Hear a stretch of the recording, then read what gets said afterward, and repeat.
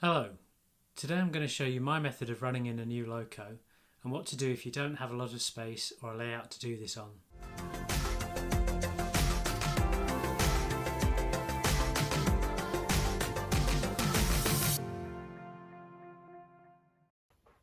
So the traditional way to run a loco in was to stick it on a layout and run it round, or on a test track, oval test track.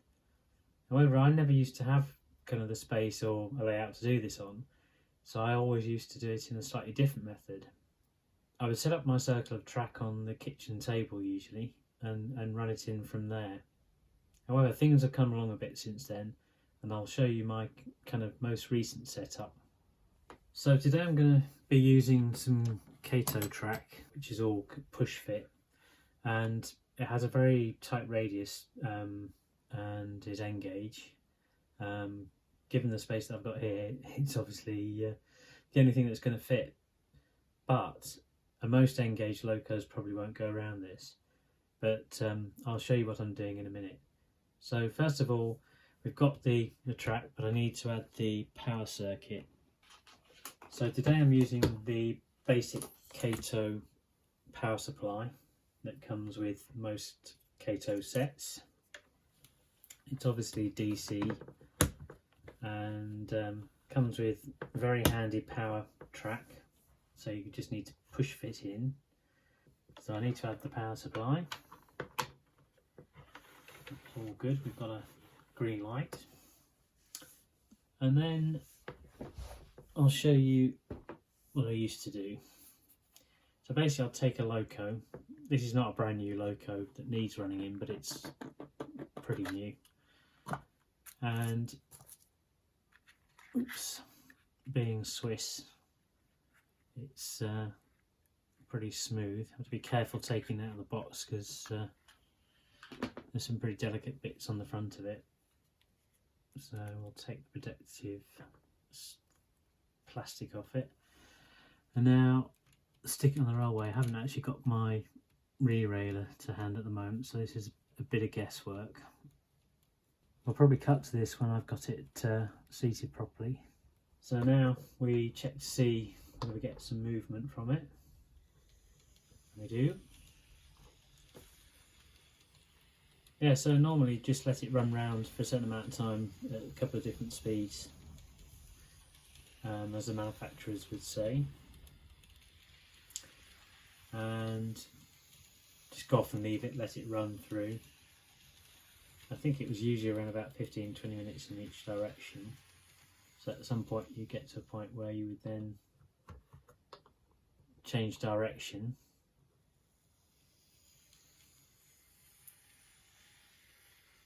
And let it kind of run around for a similar amount of time at different speeds. I think these Kato locos are pretty kind of amazing because they run so smoothly anyway. I don't think you really need to particularly run them in that much. Anyway, that was the old method of doing it, and now I'll show you my new current method.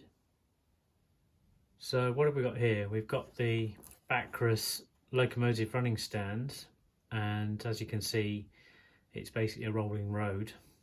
On the side of it, we can see it gives you a picture of sort of how you'd run, say, like a steam locomotive, and also examples of how you'd use the running stands. And then it also tells you about the different series for the sizes of the gauges that you can run, and also another picture on the back. So what have we got inside?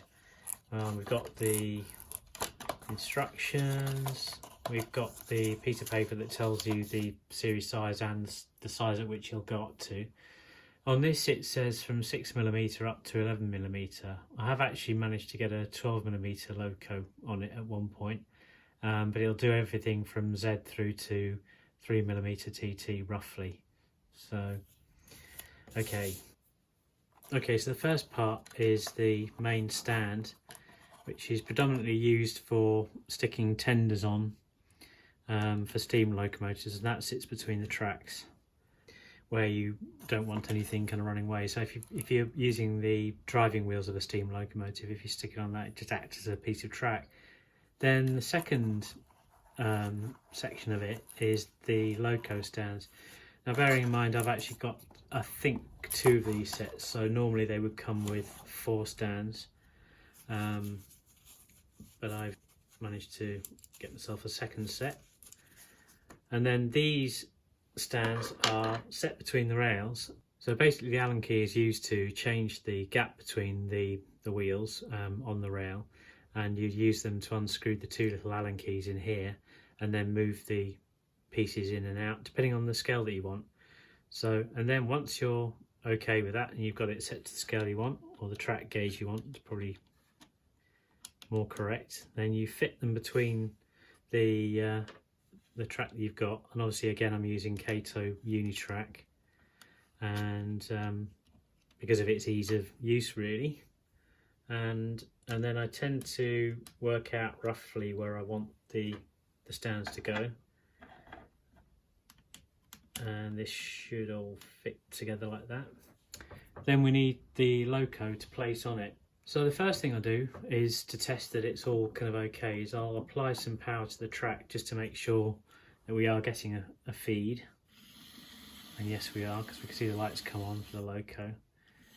And then it's basically a case of place the Loco between the metal wheels on the stand. It is very kind of fiddly to start off with, but you soon get the hang of it, and doing it at this height is useful because then you can actually see roughly where the wheels are going to go anyway. So I'm hoping that isn't too far off, although I can see it's quite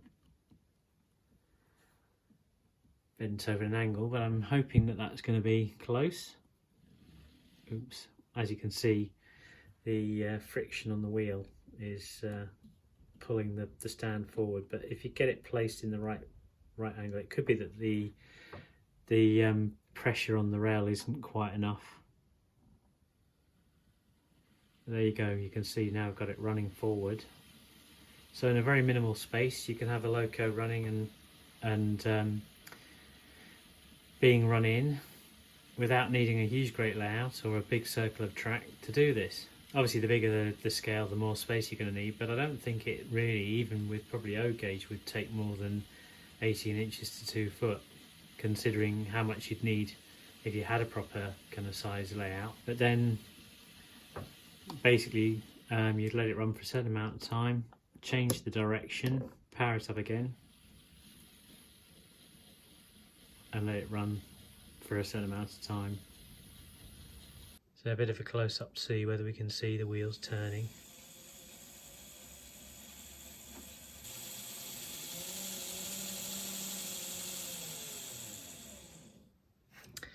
And that's it. That's my new method of running in Locos. Anyway, that's my new setup for running in new Locos. I know there are other kind of products now on the market. This Bacchus seemed to be the only one at the time. But I know there are other manufacturers who make these rolling roads, but it's certainly a very compact and easy way of doing it. So if you have new Locos and you need a way of running them in, maybe this would work for you too.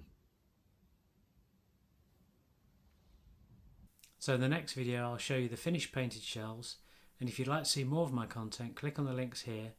Thank you for watching, and I'll see you in the next one.